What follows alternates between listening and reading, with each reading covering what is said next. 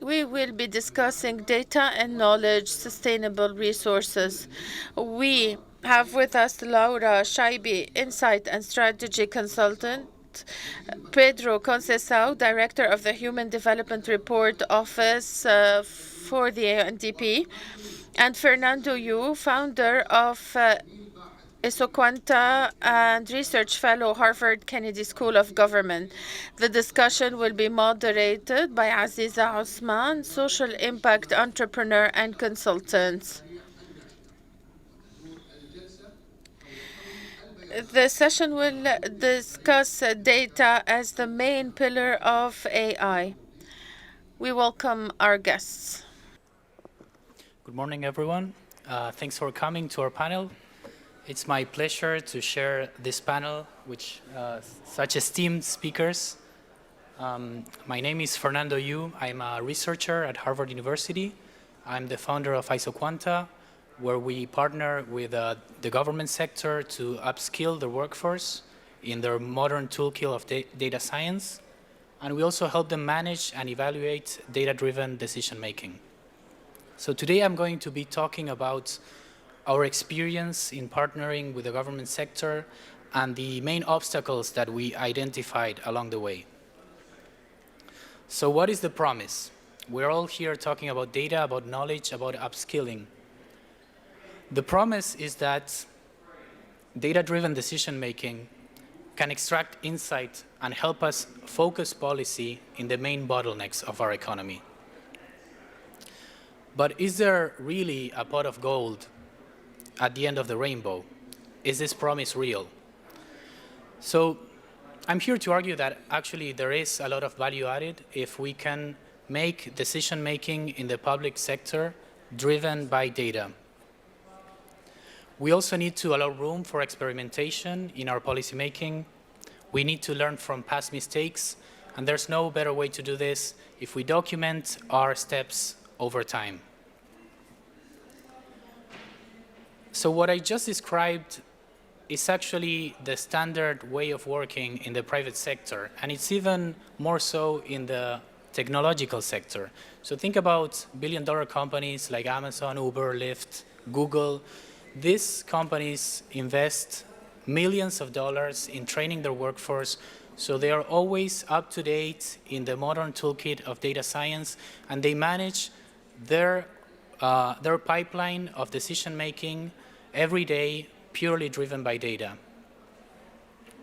They do this because if they don't, they will sink. They need to swim. This is a standard. So why haven't governments caught up with this trend? Is there real value in what we are trying to move towards?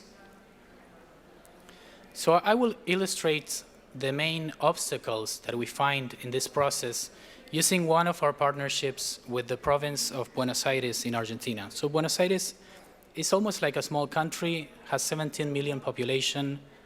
It's almost 40% of the Argentinian GDP. So as you can see in the chart, the growth rate of Buenos Aires has been about 5%, really strong during the first decade of the 21st century.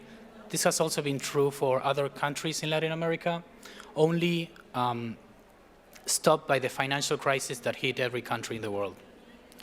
But after 2011, something happened. So growth disappeared. It even went negative, as you can see in the red bars. That means that Buenos Aires produced in a given year less than what they produced in the year before. So we partnered with the Ministry of Economy to help them identify what was the problem, why growth disappeared, to identify those sectors that were having problems in the economy. So as well-trained economists, the first question that we had is, okay, give me the data. And as you well know, human beings are not really prone to change. They are not adaptable beings. They are not smiling when you tell them that the way they were doing things up to this point can be improved. In addition, as is usually the case in the government sector, there are political motives that are even behind technical limitations. So in our experience, government agencies that are competing against each other for political power, they really do not see an incentive to openly share the data with the rest of the agencies, or even worse, with third parties, because sharing data openly exposes you to the risk of being audited, of being monitored.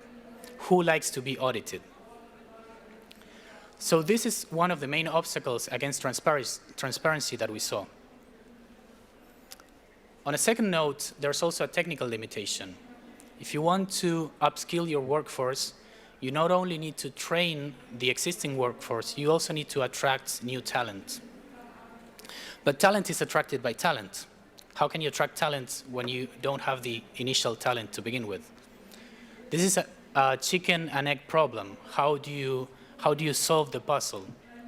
Our research also shows that the public sector in Latin America, and in particular in the Middle East and North Africa, tend to overpay low-skilled jobs, and they tend to underpay high-skilled jobs. This is exactly the opposite of the things that you should be doing if you want to be in tune with the modern times.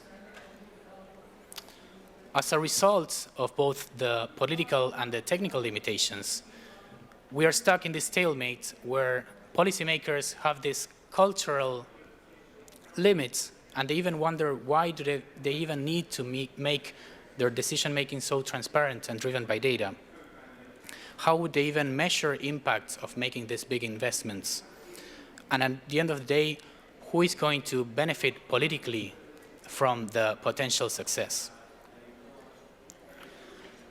So my third point is about economic theory. Let me raise the point that there is no such thing as data analysis in the vacuum. So John Maynard Keynes, which you know is the father of macroeconomics, famously said that practical men that think that they are not attached to ideology, they are usually the slaves to some defunct economist. So what I'm trying to say is that even if we think that we can objectively interpret data and make decisions based on it, we're always making assumptions about how the economy works, how the world works. We're always making assumptions about our economic models. And I think this is some assumption that is dangerous and that we should be transparent about. So let me illustrate this problem with the relevant question for the MENA economies and also for Latin America, which is how concentrated are our economies? So if you talk to policymakers in the MENA region, they're always wondering how they can diversify further their economies. Let me claim that this is the wrong question. There's no such thing as economic concentration or diversification per se. So think about an economy that has a large technological sector and it manages to export high quality technological services to the rest of the world. Even if that sector is 50% of the economy, that's not real economic concentration. So what are we really talking about? Well, when we think about concentration, we think about macroeconomic risk. We think about the promise of growing in the future. That's the underlying model whenever we talk about diversification and concentration. So in our work, what we suggest is that we really should be trying to identify what are the weak links in the economy. So this matrix tries to identify, putting in the rows and in the columns, every sector in the economy, and try to identify, based on the data, what are the main clusters of risk in our economy. So as you can see, different sectors move differently when others move as well. I think this is a proper way to think about economic diversification and concentration, and not just trying to think that we can objectively measure them, even if we have the best quality of data possible.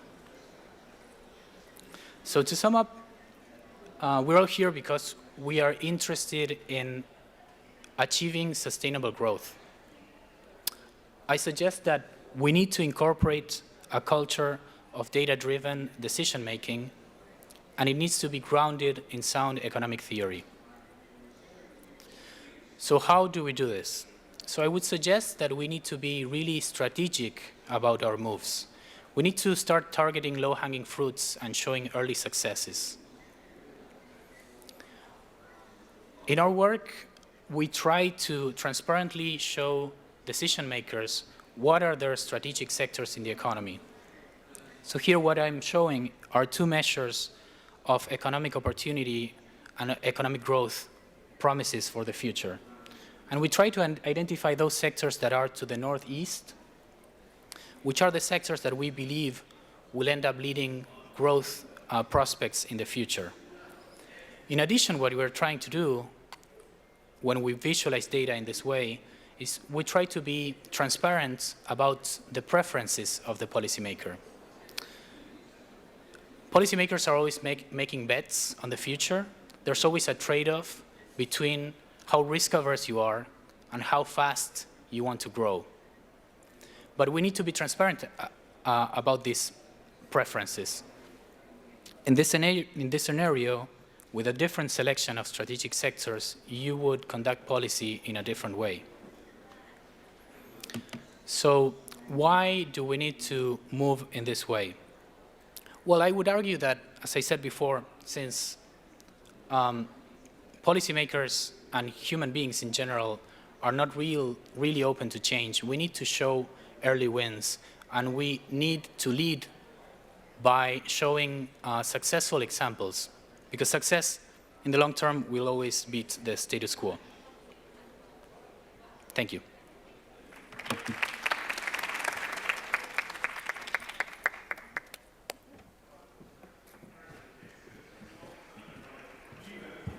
Good morning, everyone. It is a great pleasure to be here with you today. My name is Laura Chaibi, and I have 20 years in working in data and digital in the media sector, which is the second most disrupted sector for digital transformation behind IT. I'm going to be talking to you about digital transformation and refining data into knowledge to drive sustainable value. And I will walk you through a model I've created called DAS, which stands for Data as a Service Model. It's a model of how to create sustainable data. Before I do that, can I see a show of hands of how many people in the room have actually, they believe, experienced a digital transformation from end to end? Okay, so we have, I would say, less than 5% in the room. Then this presentation is exactly for those people who don't know what it feels like. I've experienced it in over 6 companies. I've worked for AOL, Yahoo, France Telecom, the BBC, NBC in the Middle East, and helping them with transformation. And I will tell you, the first time a computer took my job was in 1999. I'm still standing. Digital transformation is frightening. And what I'm going to talk to you about, actually, if I can figure out the clicker, is it the big green button? No. Ah, okay. I have a model that will talk very technical, but actually what I want to talk to you about is the human impact and the human factor, because digital transformation is actually 90% driven by humans and the decisions they have to make. So let's just start at a baseline. What is data? Well, it's any piece of information that's being collected. And in the world of digital transformation, it's actually, the secret is the data about the data that you collect. So let's say, for example, you purchase something in a store. It is the information about that transaction that is the differentiation for digitalizing businesses. In some businesses now in mature markets, they may have over 10,000 additional pieces of information about that single event. Digital transformation is about building up that extra layer of information around that single data point to create innovation and to differentiate. My background is commercial, but the model I'm sharing with you can be applied across many industries. And you will see buried in these random data points on the side of the slide, there are 5 faces, because the people who work with data also go on a transformation, and for many, it's quite a painful process, and I will talk about what it feels like. Now with data, there are 3 stages. There's structured data, and most businesses have structured data. That's data they know how to use in their business because it has business meaning applied to it. There's then something called semi-structured data. So this might be, for example, when you collect a name or an address, you know it's somebody's name, but the information in those fields can be open and free form. The last part of data is what's called unstructured data. And this is, for example, me talking right now and it being recorded is creating a data set.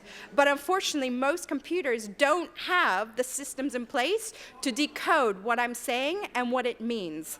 And by 2025, around 80% of the data that will be collected from either the devices you have, the internet devices that are connected, even clothes can send back data in Internet of Things, that data will be collected, but it won't have any business meaning applied to it yet. And that will be about 80% of the data that will be collected. It will feel potentially overwhelming, but exciting if you're curious. What I want to talk to you about is how to create sustainable value from data. And the answer is data democratization. And what I mean by that is both the ability for the data to be collected in a way that other lines of business, if you work in a business or in a government, have access to the data. And in the companies, the biggest companies of the world that are now data-driven, their data is democratized. So that means 500 people, for example, or more, could be working on the same pieces of information, and the integrity of that information is intact, but what they can do with that information is innovative. Now, many people may hear, put your data up into the cloud, and what that means is a lot of data is sitting inside your businesses in servers, and by putting it up into the cloud, that's part of the steps of democratization of data, so more business units and people can access it. But actually, putting data into the cloud is a little bit confusing, because data actually is the foundation to innovation and change. And the example I've given you here is the Burj Al Arab.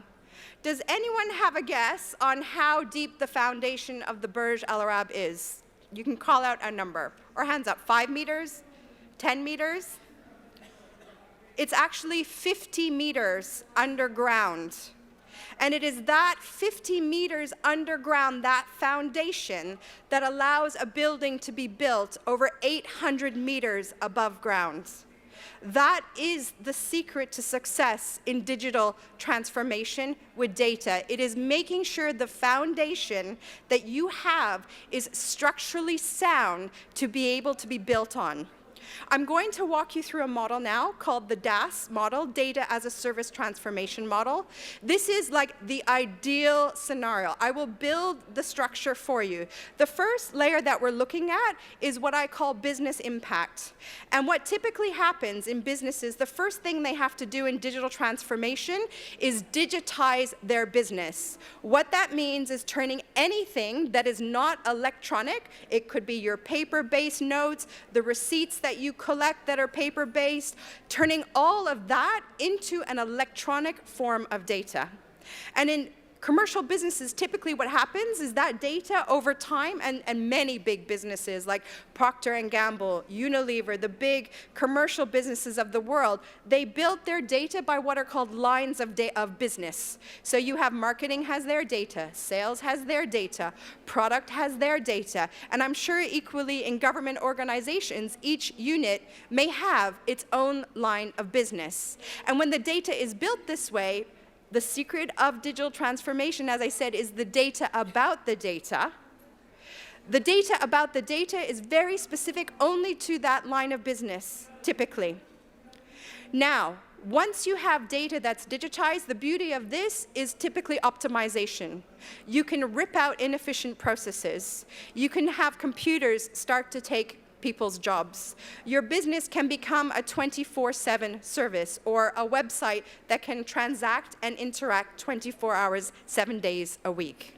Now, what happens is in digital transformation, many businesses have done stage one and they think that is the digitalization and transformation of businesses. What digital transformation actually asks businesses and governments to do is to actually break all of those lines of business and actually house the data in a foundation of an organization and enable that business to be used across the business. This is a mindset change to democratize information. And what you can see is all of those very strict lines of data need to become very loose and fluid so that any line of business can actually go in and use that data for innovation. The orange circles, they're hovering just above the line. This is what I call third-party data. This is data your business does not own. And typically what's happened in the media world is businesses use Facebook data, Google data, and they built business models on top of this, and they believe they transform their business.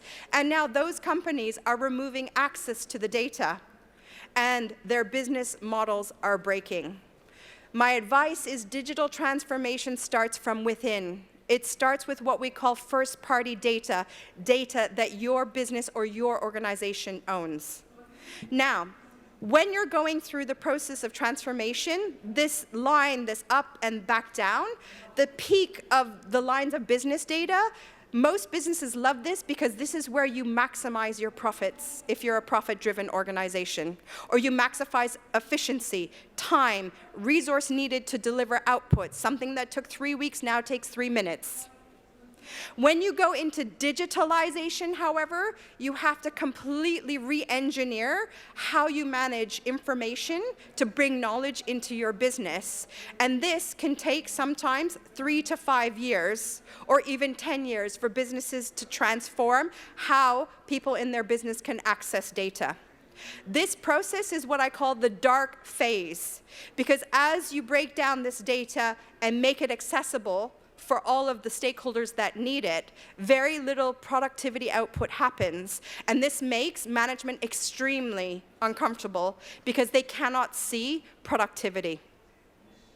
But you need to say, much like building a building, to build a Burj Al Arab, you must dig 50 meters underground, make this foundation sound, and then you can build your building on top of the data. Now, what makes the difference in these models, the third industrial revolution, was incremental change. It was, if I bring more machines, I will have higher output. If I bring in more resource, I will have a higher output. Digital transformation is not a linear process. It is polynomial. It is dig to build the infrastructure, and then like a light switch, you can switch on this capability and have exponential effect. What is exponential effect? It is the ability for millions of decisions to be made by computers at the same time in real time. This requires foundation. That is what builds the sustainability part of data management in turning it into knowledge and in turning it into productivity.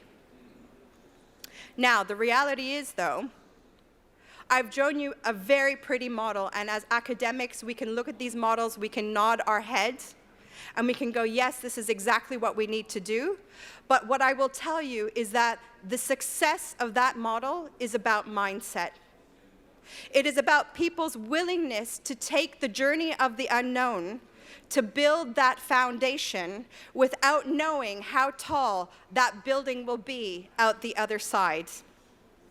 And what happens is, I've used emojis. I've gone through this process a half a dozen times and have felt the uncertainty and pain. The first stage of digitization, you tell your staff, we're going to change our systems. Before, you used to have receipts collected by paper. Now it's all going to be electronic, and we have to build it. Okay, wait, so I have to do my old job and build the new job. Yes, you've got 2 workloads that you need to do. So you've got the straight face.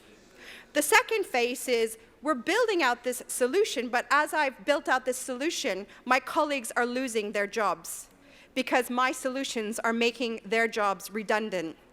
This is a very painful process that we as humans go through, and yet our businesses and governments are asking us to build for these solutions.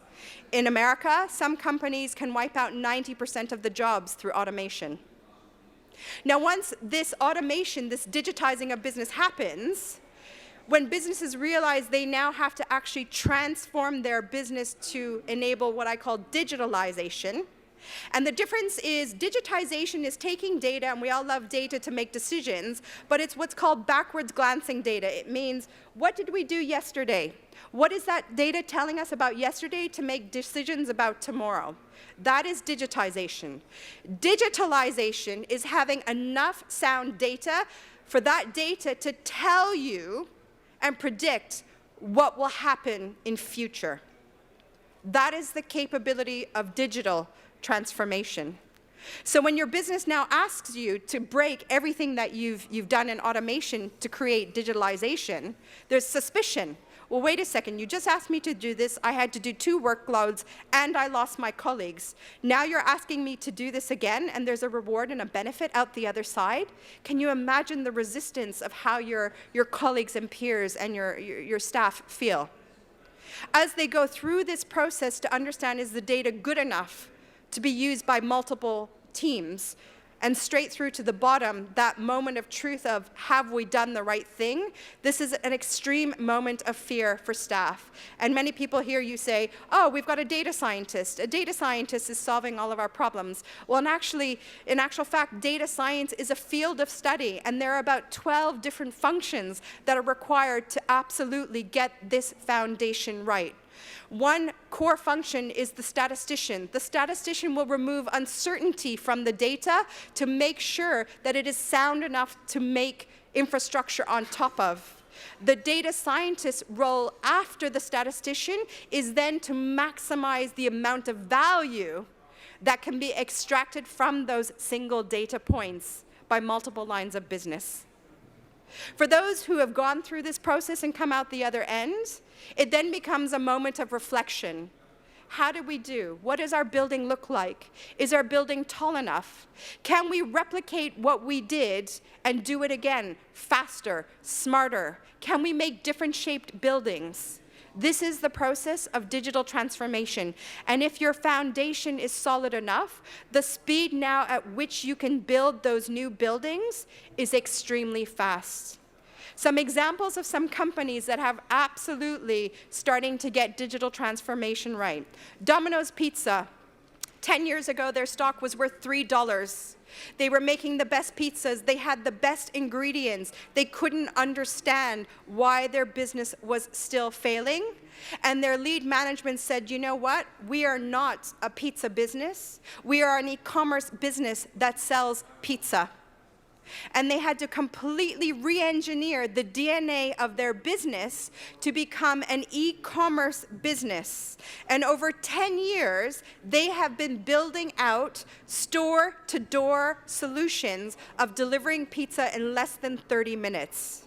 Their stock has grown 75 times in value as a result of their approach to digital transformation to become an e-commerce business. Shiseido. Shiseido is an excellent example of a business adopting the 4th industrial revolution. What is the 4th industrial revolution? It is the coming together of data from the digital world, the physical world, and now also the biological world. They have launched a new beauty product, a foundation, that can create every single day under a subscription service 80,000 variants of a foundation for women on a daily basis. They're collecting the temperature in the room. They're collecting the amount of sleep that the individual woman has had. They're collecting the amount of moisture that is in the air that will affect the level of dryness of her skin. Their solution was built in 3 years, but as I said, it is data about data. In 2017, they only had 1,000 variants of their foundation. After 1 year of collecting more data about the data points, they now have 80,000. This is an example of digital transformation, very personalized solutions using biological data, physical data, and digital data. Now, Barbie is a very interesting one, and it may come as a surprise as a form of transformation, but we must not forget Cultural data is absolutely imperative for digital transformation.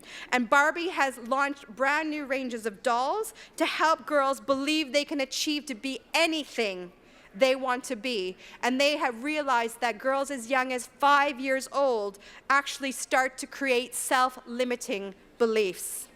They have career dolls with real-world role models. They have also launched in September a gender-neutral doll to try and help those that are grappling or, choosing not to be deemed male or female. And on the data front, they have a robotics engineering doll that comes with teaching little girls how to code. Here is another example of transformation with cultural data. To summarize, I've given you a very small example of what digital transformation looks like. It is frightening. There are unknown unknowns. It requires a lot of talent, and it requires accountability. Accountability to take the risk. Accountability to know failure is part of the journey. And as much as we can say data is important for sustainability, the real truth is the foundation is the people who make those decisions to enable access to data to create knowledge and sustainable change. Thank you. Thank you. I'm very happy to be here, and I will have a slightly different approach to the contributions of my two previous colleagues, because I'll speak mostly from the perspective of someone working in the United Nations Development Program, or has worked supporting countries with the implementation of the Sustainable Development Goals. And I think that takes us to the theme of this summit, which is knowledge for sustainability. And I want to tie the theme of the overall summit, knowledge for sustainability, with the theme of this session, which is data for sustainability. So I'll share some reflections both on the challenges that we confront as we seek to implement the Sustainable Development Goals, on data and knowledge, as well as some of the opportunities that are coming into play to help us to face some of these challenges. So to start with data, one of the major challenges that we confront in implementing the SDGs in developing countries is sometimes having very basic information on the most basic social and economic indicators that are often taken for granted in many countries. And these are based on having robust, solid statistical systems that run census and run household surveys, which are not present in many of the countries in which we work with. So we rely a lot on estimates, and there is a need to undertake these surveys, but it will be very expensive. Some estimates suggest that it may cost as much as $250 billion over the course of the implementation of the SDGs from 2015 up to 2030, to collect and run all the census and surveys that would be needed to get us the information to monitor the implementation of the goals. So this is a major challenge, to have access and availability of the basic data that is required for us to monitor progress and for policymakers to design the implementation of their policies. So this is the challenge. The good news is that there has been a revolution in the availability of images, especially satellite imagery, but also data from other sources like cell phone records, for instance, that combined with artificial intelligence, on the other hand, is enabling us to make major breakthroughs in getting some of the information that is needed to monitor progress, especially on poverty. Let me focus on poverty to make it a little bit more concrete. So one of the major challenges that we confront is determine how many people are living in poverty and where they are living. And of course, you can get this information based on surveys, going to households and asking a number of questions about their standards of living. So with the availability of satellite imagery now, it's possible to get pictures of the conditions in which people live. And advances in artificial intelligence, which now surpass the ability of humans on image recognition, it's possible to join these two aspects and have estimates of the number of people living in poverty that are up to 80% accurate when we compare the information we get from these sources with those that we get from household surveys. So this is an illustration of how a massive challenge, ability of data, can be combined with new advances in technology, especially satellite imagery, but also other information like cell phone records, with artificial intelligence to provide us some of the information that we need to fill the gaps that I mentioned. So this is on the data part. Now on the knowledge part, let me just give two examples. And here by knowledge, I mean the knowledge that we can deploy and acquire primarily through investments in science, technology, and innovation. So one of the objectives of the Sustainable Development Goals and the 2030 Agenda is making a transition towards energy systems that are more sustainable. And what we have seen over the last few years is a very sharp reduction in the cost, for instance, of solar energy and batteries. They've decreased since 2010 by as much as 85%. So the decrease as a result of investments in science and technology and innovation on these technologies has been such that today about 2/3 of existing power capacity could be replaced in a cheaper way by solar and wind energy. And by 2030, it's estimated that solar and wind would be cheaper than any other source of unsubsidized power production. So this is an illustration of what I would call perhaps the instrumental value of knowledge, science, technology, innovation, to help us with transition towards sustainability, and specifically the part of sustainability that has to do with energy. And let me conclude with another example of the importance of scientific work to help policymakers with one of the major challenges that we confront when it comes to the implementation of the Sustainable Development Goals, which is to understand the interlinkages between all of the 16 Sustainable Development Goals. So the example I will give is to show the importance of information on how different systems are interrelated with each other and how an intervention in a specific sector can have multiple payoffs across multiple outcomes. So if we consider food systems, so not only the production of food, but the whole system of distributing food, retail, wholesale retail, it is responsible today by about a quarter of greenhouse gases emissions. And there is some research that suggests that by changing dietary habits, so what we eat determines what food is produced, how it is distributed. But just by changing our dietary habits to follow guidelines that would be consistent with healthy food consumption habits, that would reduce by 2015 mortality by 10%, greenhouse gases emissions linked to the food systems by 70%, and could generate gains, economic gains of as much as $31 trillion. So you could see how an intervention linked to a shift in behavior could have multiple payoffs across different goals, and the information that comes to enable a policymaker to make a decision based on this has to be informed by knowledge that comes from the scientific study that I alluded to. So these are illustrations basically to suggest the importance of data and knowledge more broadly for the implementation of the SDGs, the massive challenges that we confront, but also some of the emerging opportunities that are coming online to enable us to meet these challenges as we go forward. And I will conclude by emphasizing the point of the importance of data and knowledge for the SDGs. Sometimes the discussion is focused too much on the importance of mobilizing finance, and financing is very important.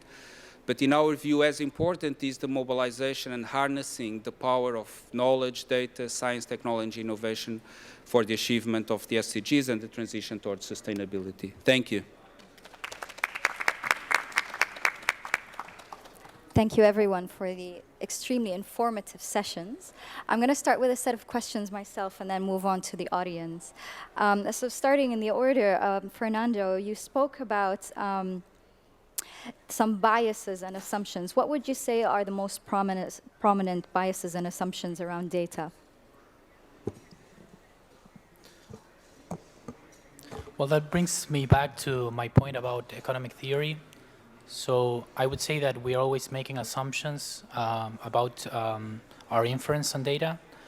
I think one important point related to this question is the generational gap, which I think that the younger generation is more open to discussing these terms, and it's more open to the fact that there are biases, where the leadership, maybe for a lack of will or like a lack of technical skill, is not as well versed in these issues. So I think it's also important to upskill the young generation, but it's even harder, and I would say more relevant, to lead the leaders. I think that's where the hard work relies. Okay. And what would you say would be the catalyst for democratizing data? Well, this is one thing I'm really passionate about. Yeah, Laura as well. We've been discussing at length.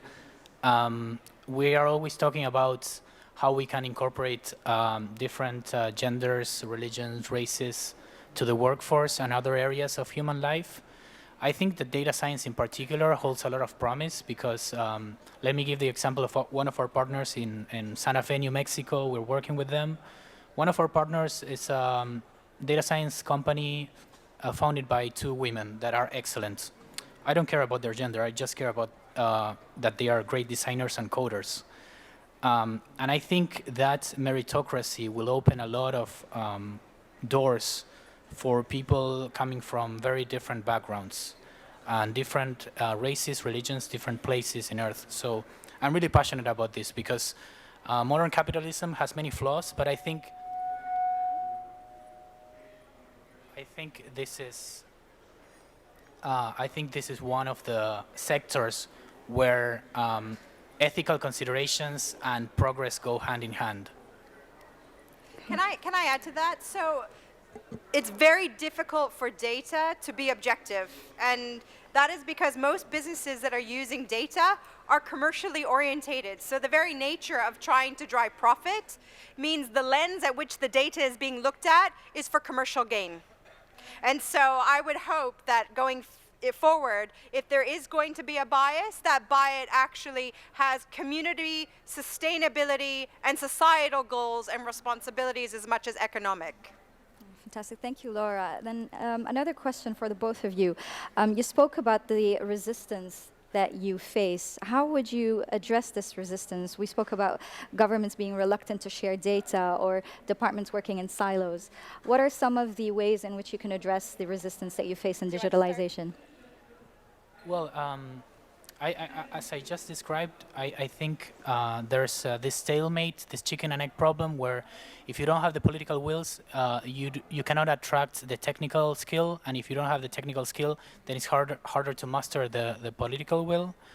I think we need to really be strategic about it and try to target low-hanging fruit where we can show early wins, because politicians and also people in the private sector, they like to get credit for success.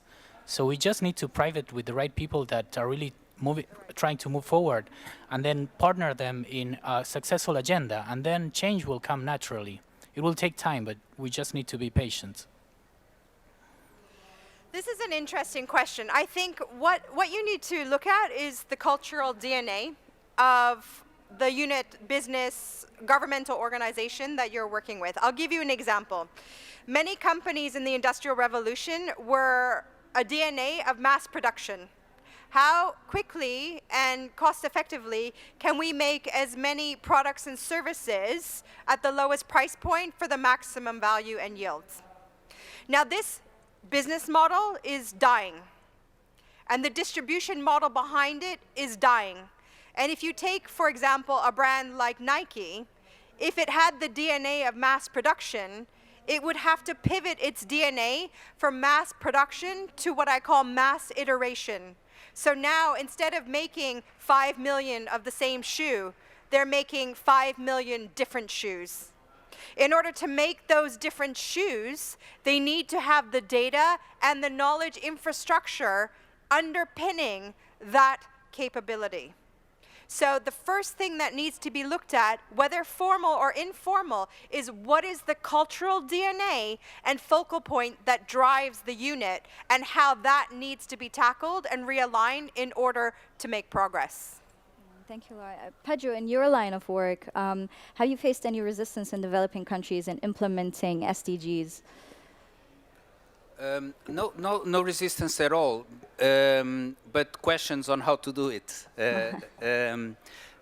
I'll elaborate a bit more, but let me come back to the previous question you asked on biases, because I think it's important that as we rely more on artificial intelligence and algorithms that are trained using the data that we have available, that we need to be careful not to replicate the biases that exist in society.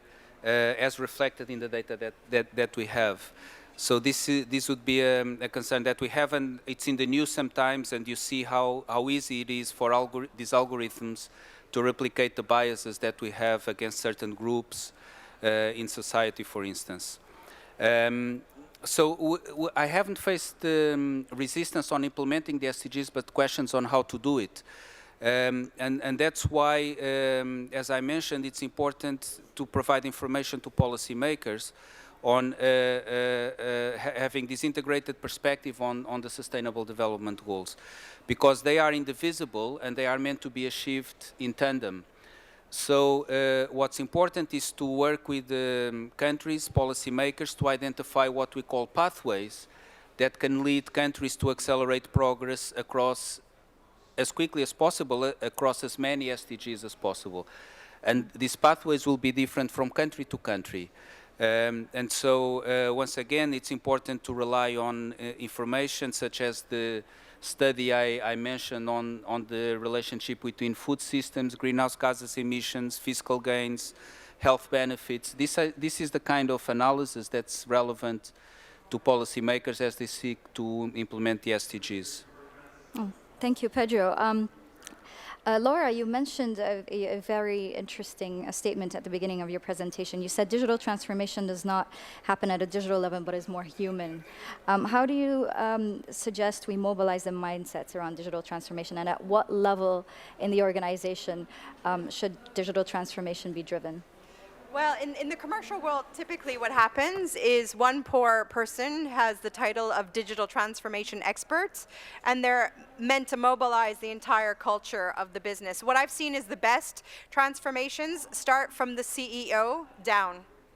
And if the CEO doesn't believe in the change, because they are the culture of the business, if they don't believe in it, then it's very difficult to implement. You can bite around the edges, but oftentimes it's very difficult to go right into the DNA, the focal points of a business and its philosophy of why it does business, how it does business. I think what's really great is the Business Roundtable in America, for the first time in over nearly 40 years, have changed that focal point for corporate CEOs in America. I'm Canadian, but this is really important, from being responsible to their shareholders and stakeholders to being responsible for their shareholders, their stakeholders, their employees, their community, and their society. This is a very, very marked change on what is important, and I think that's really a focal point. Another thing is experiment and curiosity. I'll give you an example. One company that helps governments with data said,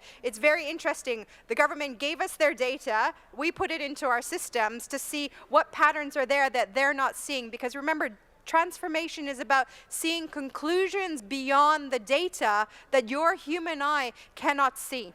And in this particular instance, they were combining repair services data for social housing with police callouts. And it turned out that there seemed to be a correlation between locks on bathroom doors being broken and police callouts. Now, this may feel counterintuitive, like what does this mean? And upon deeper observation, it turned out that when there were incidences of child abuse, children or women or whoever is vulnerable, can be the husband as well, were running into the bathroom to protect themselves and locking themselves in the bathroom. And under duress, those doors were being broken. When you have moments of truth, of problems that you realize that can be solved and addressed, such as domestic abuse, this can become the fire that flames why transformation should happen. The bringing of those two pieces of information and data sets together enabled that truth to come through that in a very private space, governments would not be able to manage otherwise. Oh, thank you, Laura. Well, speaking about aligning your objectives around digital transformation, Fernando, how do you overcome government entities working in competition to others when implementing digital transformation? So you mentioned sometimes they're reluctant to share data. How do you bring government entities together under one shared goal? Well, to stress a point that I made before, you have to find low-hanging fruits. And usually the low-hanging fruits, you also need to be lucky to meet the leader that is open to new ideas. At the end of the day, if the isolated government agencies are not talking to each other, you need a top-down approach. That's unfortunate. There's no grassroots data science revolution. There's always, unfortunately, you're relying on some illuminated leader that is willing to hear what you have to say. But then when you have that opportunity, then you need to seize it. And you need to take that case study and make it as successful as possible and put it in your portfolio and show that this way is better than the status quo. Otherwise, yes, you need to show that there's a pot of gold at the end of the rainbow. And I believe another big disadvantage of withholding data or not sharing or working as a unit is the correctness of the data. Laura, you mentioned earlier that there is a mechanism or a way that we can ensure that the data is correct. What do you suggest we can? So I think what's really interesting right now, if we look at the data science community, with the biggest digital companies in the world, they're now turning to the academic community and they're stealing biotechnologists and the kinds of minds that understand disease control to use it in digital worlds. And the reason is because the smaller and smaller and smaller the piece of information, the data point becomes, the more you can do with it and pivot it 360. So like, I'll give you a very simple example. I do research, and in my early days, asking a very simple question like, in the last 6 months, have you booked a hotel or taken a flight? Those two pieces of information are living together. So when I get an answer back, if I'm going to speak to an airline, they'll say, I can't use that data. I don't know if it was the hotel or the airline that was being booked. When I go to see the hotelier, he'll say, well, I can't use that data because I don't know if it's the airline or the hotel being booked. And the smartest businesses are getting down to what I would call nanobytes of pieces of data, to the level of like disease control pieces of data, to understand how to revolutionize their businesses and transform. And the more data you have about that data point, and that word is called metadata, it is actually the layer of metadata that is the transformation and the amount of information you can have about that single data point. All right, well, thank you very much. I would like to open the stage to questions from the audience. Do we have a microphone going around? Fantastic. All right, we have a microphone in the back, so questions from the audience to our speakers. Let's start with the lady over here in the second row. Hi, good morning. My name is Lejana. I'm a regional training communication manager. So my question is to Laura, actually. We've seen what happened with Facebook and Cambridge Analytica. So how can we make sure, or what are we doing right now to make sure that we do not manage data unethically? Thank you.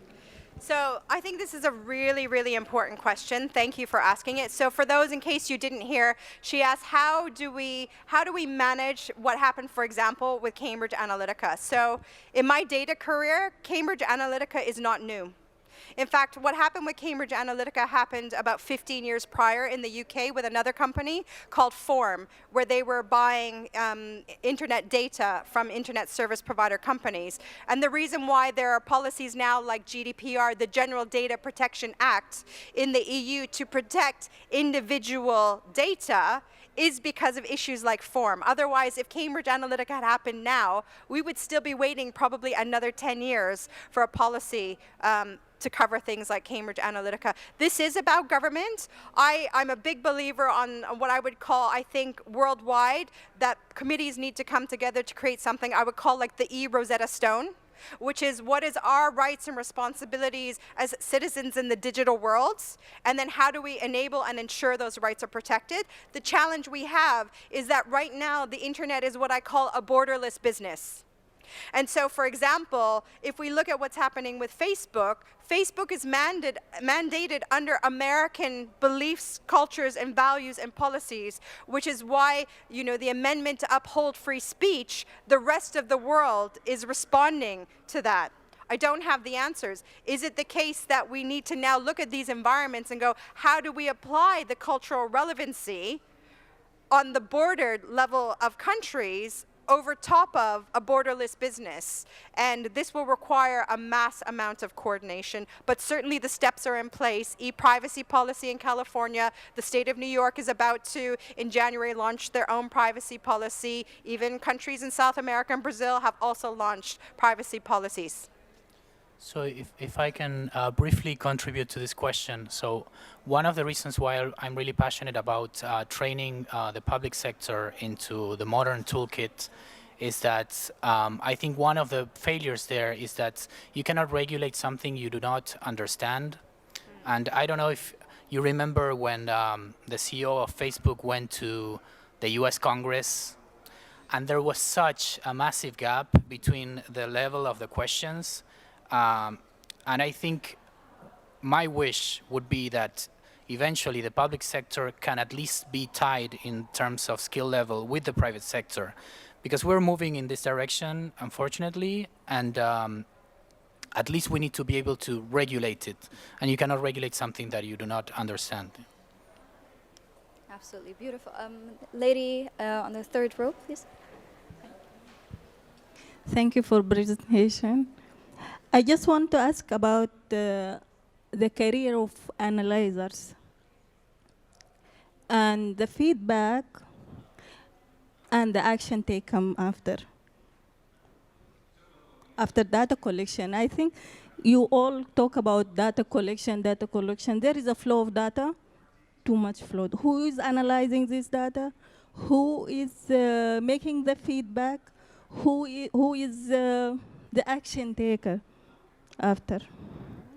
Even there is impact of something or all this is happening. I'm just asking who is taking the action after. What is the career of Laura, the? Yeah, I'm happy to talk about this. So again, if you look in the EU, with the launch of the data protection, the general data GDPR, General Data Protection Regulation, there are rights, obligations, and responsibilities, and part of that is a data governance framework, particularly when it comes to collecting personally identifiable information. Businesses now need to document who is the controller of that data and who has access as processors of that data, and there needs now to be an audit trail of who is coming into contact with that data to ensure the integrity of its use is intact, and equally if anyone who is an EU citizen, including me, chooses to have not be tracked, that is upheld within the data governance. And so this is certainly, it's still in the making. GDPR is 1.5 years into the making, and it is a growing discipline and responsibility. Can I contribute? I think you asked a very, very important question, because I think there's a difference between having the data and then acting upon it. And it's true that with data science, artificial intelligence, the examples I've given, the examples that my colleagues on the stage have given, we are having more data, more information, but ultimately someone has to make decisions based on that information. So I'll give you an example. As I mentioned, today machines do a better job that humans at image recognition. So as a consequence, for instance, radiologists today can be replaced in part by machines in making a diagnostic. But the decision on the course of treatment cannot be done by a machine. It has to be done by a human. So we are not yet at the stage in which machines, artificial intelligence can make decisions based on the information, the better information and the analysis that we collect. So I think we are learning as we have more information what to do with it. But some of the contexts in which we work, the challenge is not to have that we have too much information, is that we don't yet have enough information. And so there is promise in some of these tools to use to get more and better information. But I think this dichotomy is useful for us to have conceptually to see how far we can go with the digital transformation, and that there are limits that ultimately have to be, decisions have to be done by humans. And just a reflection on this issue that I would broadly call data governance. One way of thinking about what's happening in the world could be seen as a competition between three models of data ownership. And I'm oversimplifying, but one is the principle that data is owned by individuals. So that's the principle underlying the European Union GPRD legislation is you own your data, you have to give permission for your data to be used. Another model, potential model is data is owned by the companies that run the algorithms that collect the information. It's not there explicitly, but in some places you see that this is a model that is emerging as a potential data governance possibility. And then you have a third alternative, which is the data is owned by the government, by the public, that then arbitrates and regulates access to data in different ways. So I think that there's competition, evolution of these three models. They are hybrid in most places. You know, it's not one that dominates. And it's like the business DNA, that focal DNA that I was talking about. Exactly. And these three are really standout. But I think it's important as we look to the future, because if it is true that data knowledge, which is basically the argument of this whole session and the conference, is going to become more and more important in the future for societies, for economies, for improving standards of living, these questions of data and information governance are going to become more and more important. If I could add a minor point, I think your question is very important. I would like to stress the responsibility of leadership. If you think about the big questions in our time, immigration, climate change, economic inequality, we have more data that we could even dream of to answer those questions. And these are questions that have 100 years old. So there's really a big responsibility on part of leadership. Even if you give them more data, the reason why there's no action is because there are other factors playing a big role. Can I add one last thing? So when it comes to talent, there's actually, let's say, there's about 12 roles within the data science function, and analyst is one of those roles. And so when you think of the kind of talent you can need an analyst, a statistician, and a data scientist. And let me explain the difference. An analyst typically is looking at the data. They're looking at past data, they could be looking at predictive data, but their role is to be fast and to make decisions fast and typically daily. The statistician, on the other hand, may be looking at data sets to make very, very few decisions. And those decisions are about the quality and the rigor of the data, and to remove any level, as much as possible, of uncertainty within the data before decisions is made from the data. The data science role is to make exponential amounts of decisions on top of the data through computation. All three of these types of roles are needed, and typically they are not the same person. Thank you, everyone. I think we have time for one more question. This gentleman, the two gentlemen on the front. Can we have a mic? Thanks to all of you for these valuable presentations and useful information. I am Dr. Salahuddin Al-Muhammadi, Group IT Manager in HSA Group. My question to Mrs. Laura, Okay. it's pertaining to digital transformation, DT. Yes. Actually, there are more than 30 definitions of DT. Absolutely. It's very frightening. And more than 10 methodologies of DT to implement in a company. Yeah. My question there are is, hundreds of millions of returns for digital transformation in Google. yeah, my question is, from your deep experience in this area, what is the best DT definition and what is the best DT methodology to implement in private sector? In the Thanks private a lot. sector. Can we take the second question at the same time? Okay. Just in the interest of time. Can you? Yeah, we're going to ask both questions at the same time. Assalamu alaikum. Thank you all for this. And my question for Laura, you raised an interesting and scary thing, as much as it is interesting. My question, since you work in different institutions, how did you estimate the, let's say, the awareness, and based on that, how they set their strategies and objectives? Speaking of... Okay, I'll answer both questions. My question is, sometimes we will be misled, either speaking of commercial, marketing, also as speaking of individuals, based on the high density of information that will be there. Thank you. Okay, so these are both really, really great questions. The way I give the definition of digital transformation is a long, winding road with blinding curves and a destination you don't fully know. Because that's really what it is. And let's call it for what it is. We can try and think we can over-control it, but the reality is, unless you've got experience or are working with experienced people, you're going to be taking a journey. And that journey there's no end point.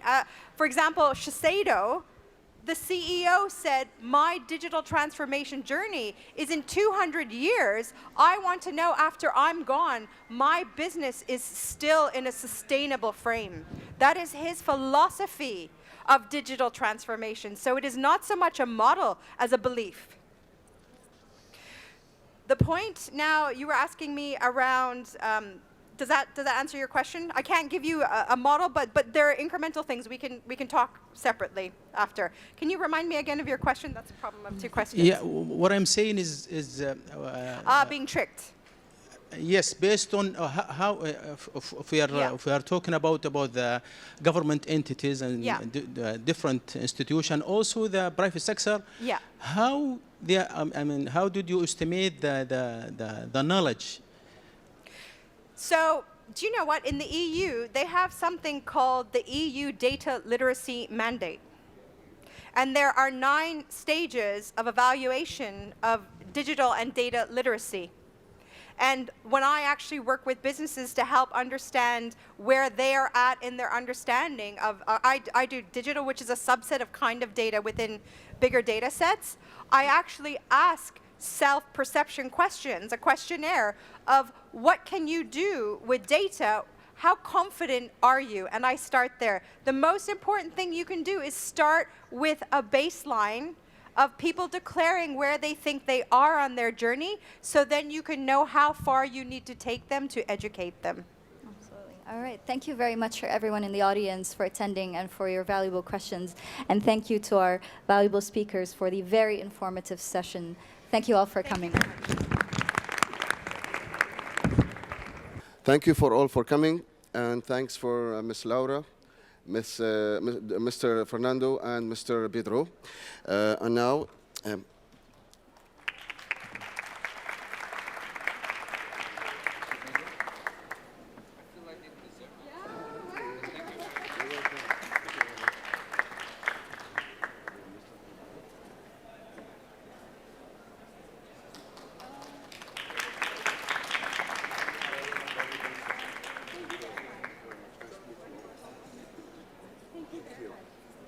شكرا عزيزة.